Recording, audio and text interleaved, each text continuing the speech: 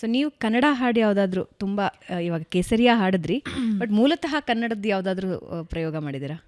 ಒಂದು ಸಪ್ತಸಾಗರದ ಆಚೆ ಎಲ್ಲೋ ಹಾಡು ಇದು ಮಾಡಿದ್ದೆ. ಓಕೆ. ಇನ್ನೊಂದು ಜೀವ ಹೂವಾಗಿದೆ ಎಲ್ಲಾನು ಮಾಡಿದ್ದೆ. ಸಪ್ತಸಾಗರ ಮೂವಿನಾ ಅಥವಾ ಹಾಡ? ಮೂವಿದು ಹಾಡು.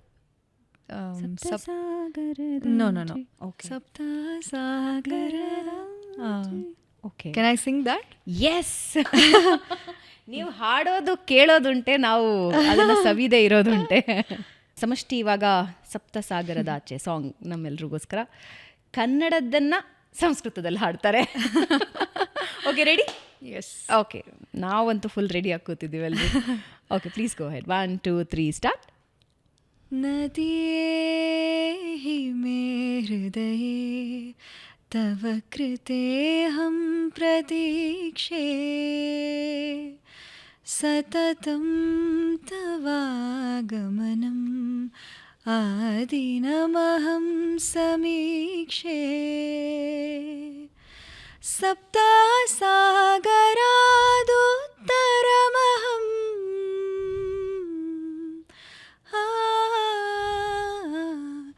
ತ್ವಯಿ ಮೇಲಿತುಂ ಆಶಾಸೇಹಂ. Yes, lovely. ಎಸ್. ಇದು ಅಂದರೆ ಹೆಂಗೆ ಅದು ಅರ್ಥಗಳ ಹುಡುಕೋದು? ಎಸ್, ತುಂಬ ಸಿಮಿಲಾರಿಟೀಸ್ ಕೂಡ ಇದೆ ನಾವು ಅಬ್ಸರ್ವ್ ಮಾಡಿದ್ರೆ.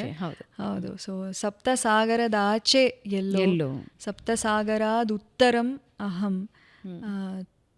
ನಿನ್ನ ಸೇರುವ ಆಸೆ, ತ್ವಯಿ ಮೇಲಿತುಂ ಆಶಾಸೆ. ಸೊ ಈ ರೀತಿ ತುಂಬ ಸಿಮಿಲಾರಿಟೀಸ್ಗಳೆಲ್ಲ ಇದೆ. ಲವ್ಲಿ. ಸುಮಾರು ದಿವಸ ಆಯಿತು ಹಾಡಿ. ಇಲ್ಲ, ತುಂಬ ಚೆನ್ನಾಗಿ ಹಾಡಿದ್ರಿ. ನೀವು ಮನೇಲಿದ್ದಾಗ ಸಂಸ್ಕೃತ ಮಾತಾಡ್ತೀರಾ, ಕನ್ನಡ ಮಾತಾಡ್ತೀರಾ, ಏನು ಮಾತಾಡ್ತೀರಿ? ಒಂದೊಂದು ಸರ್ತಿ ಅಂದರೆ ಯಾರೋ ರಿಲೇಟಿವ್ ಬಂದಿರ್ತಾರೆ ಅಥವಾ ಅವ್ರ ಎದುರುಗಡೆ ಏನೋ ಸೀಕ್ರೆಟಾಗಿ ಮಾತಾಡಬೇಕು ಅಂದರೆ ಪಟ್ ಅಂತ ಸಂಸ್ಕೃತದಲ್ಲಿ ಸ್ವಿಚ್ ಆಗಿಬಿಡ್ತೀವಿ ನಾವು. Secret code. ಹೌದು, ಗುಡ್ ಐಡಿಯಾ.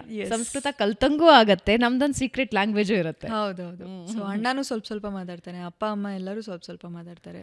ಓಕೆ. ಸೊ ಪಟ್ ಅಂತ ಸ್ವಿಚ್ ಆಗೋಷ್ಟು ಮ್ಯಾನೇಜಬಲ್ ಮಾಡ್ತಾರೆ ಎಲ್ಲರೂ. ಫ್ರೆಂಡ್ಸ್ ಜೊತೆನೂ ಹಾಗೆ.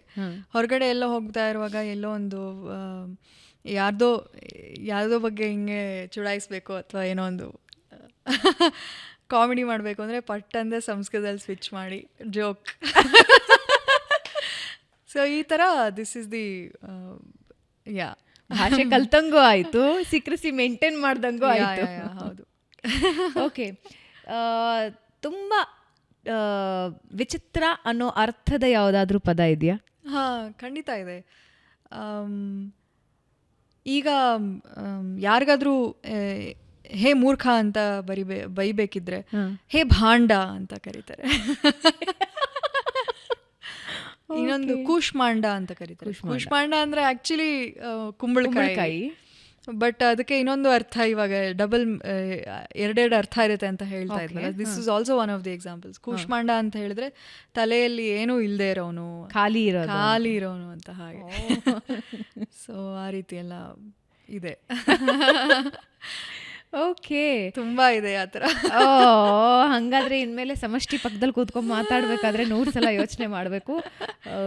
ಫುಲ್ ತಲೆ ಎಲ್ಲ ಕಿವಿ ಆಗಿಸ್ಕೋಬೇಕು ಅನ್ಸುತ್ತೆ ಅವ್ರೇನು ಮಾತಾಡ್ತಿದ್ದಾರೆ ಅಂತ, ಅಂದ್ರೆ ಯಾವ ಅರ್ಥದಲ್ಲಿ ಮಾತಾಡ್ತಿದ್ದಾರೆ ಅಂತ ಕಾನ್ಶಿಯಸ್ ಆಗ್ತಾರ ಜನ.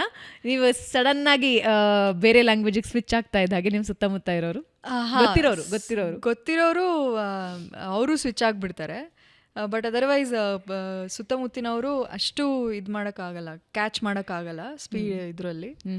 ಬಟ್ ಹಂಗೆ ನೋಡಿದ್ರೆ ಕೆಲವೊಂದು ಸರ್ತಿ ದೇ ಕ್ಯಾನ್ ಆಲ್ಸೋ ಕ್ಯಾಚ್, ಯಾಕಂದರೆ it is very similar to ಇವಾಗಿನ ಭಾಷೆಗಳಿಗೆಲ್ಲ ತುಂಬ ಸಿಮಿಲರ್ ಇದೆ. ಸೊ ಹಾಗಾಗಿ ಸ್ವಲ್ಪ ನಾವು ಕೇರ್ಫುಲ್ ಆಗಿರಬೇಕು ಮಾತಾಡುವಾಗ. ಓಕೆ, ನಿಮ್ಮ ಟೀಮ್ ಕಾನ್ವರ್ಸೇಷನ್ಸ್ ಆಗೋವಾಗ ಸಂಸ್ಕೃತ ಲ್ಯಾಂಗ್ವೇಜಿನ ಬಗ್ಗೆ ಅಥವಾ ನನಗೆ ಯಾವಾಗಲೂ ಒಂದು ಕುತೂಹಲ ಇರುತ್ತೆ. ಅಂದರೆ ನಮ್ಮ ಹಿಂದಿನ ಗ್ರಂಥಗಳು ಇಟ್ಸ್ ಆಲ್ ಅಬೌಟ್ ಸೈನ್ಸ್, ಆಸ್ಟ್ರಾನಮಿಯಿಂದ ಹಿಡಿದು ಆಯುರ್ವೇದದಿಂದ ಹಿಡಿದು ಬಹುಶಃ ಅವುಗಳನ್ನು ನಾವು ಕಲ್ತಿದ್ದಿದ್ರೆ ಅಥವಾ ಅವುಗಳ ಅರ್ಥ ಕಲ್ತಿದ್ದಿದ್ರೆ ಜೀವನ ಸಲೀಸಾಗ್ತಿತ್ತೇನೋ, ಜ್ಞಾನ ಇನ್ನೊಂದಷ್ಟು ಬೆಳೀತಾ ಇತ್ತೇನೋ, ಹಿಂಗೆ ಅನ್ನಿಸ್ತಾ ಇರುತ್ತೆ. Everything we have everything still. ನಾವು ಪಾಶ್ಚಾತ್ಯ ದೇಶಗಳ ಲ್ಯಾಂಗ್ವೇಜಿಗೆ, ಪಾಶ್ಚಾತ್ಯ ದೇಶಗಳ ನಾಲೆಡ್ಜಿಗೆ ಕೊಡೋ ಇಂಪಾರ್ಟೆನ್ಸ್ ಇದೆಯಲ್ಲ, ನಮ್ಮ ಭಾಷೆಗೆ, ನಮ್ಮ ನಾಲೆಡ್ಜಿಗೆ ಯಾವತ್ತೂ ಕೊಡೋದಿಲ್ಲ ಅಂತ ಅನ್ಸುತ್ತೆ. ಹೌದು ಹೌದು, ಖಂಡಿತ ಹಿತ್ತಲ ಗಿಡ ಮದ್ದಲ್ಲ ಅನ್ನೋ ರೀತಿನೇ. ಬಟ್ ಅದಕ್ಕೆ ಒಂದು ಪರಿಹಾರ ಅಥವಾ ಅದಕ್ಕೆ ಒಂದು ಸೊಲ್ಯೂಷನ್ ಏನು ಅಂತ ಹೇಳಿದ್ರೆ, I bring it out as a trend. Okay, we must take pride in what we have. ಸುಮಾರು ಜನ ಕೇಳ್ತಾರೆ ಯಾಕೆ ಸಂಸ್ಕೃತ. ಒಬ್ಬ ಭಾರತೀಯಾಗಿ I think that question is so ridiculous. French ದೇಶಕ್ಕೆ ಹೋಗಿ ಯಾಕೆ ಫ್ರೆಂಚ್ ಕಲಿತಾ ಇದ್ದೀರಾ ಅಂತ ಕೇಳಿದ್ರೆ ಅವ್ರು ನಿಮ್ಮೇಲೆ ನಗಾಡ್ತಾರೆ.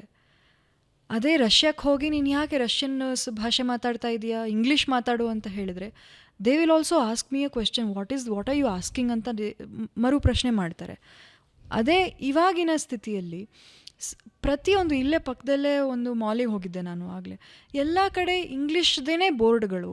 ಇಂಗ್ಲೀಷ್ ಓಕೆ, ಡೈರೆಕ್ಟ್ ಸಂಸ್ಕೃತ ಬೇಡ, ರೀಜನಲ್ ಲ್ಯಾಂಗ್ವೇಜಸ್ ಅದು ಯಾಕಿಲ್ಲ?